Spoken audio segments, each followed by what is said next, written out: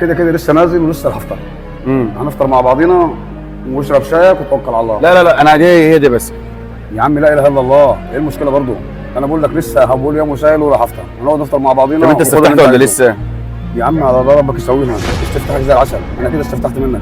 يعني انت لسه نازل وببلاش كمان؟ ربك كريم، لا اله الا الله، وبلاش ليه؟ انا كده انا استفتحت 100 فل و10.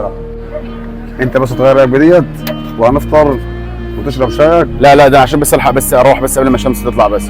لا اله الا الله، المواصلات موجوده هنا واوصلك لحد الموقف. لا لا والله لا اي حاجه. اسمعني بس، تحب اسال عليها؟ لا ده كده هكلفك، ده انا عايز انت تحب اسال عليها؟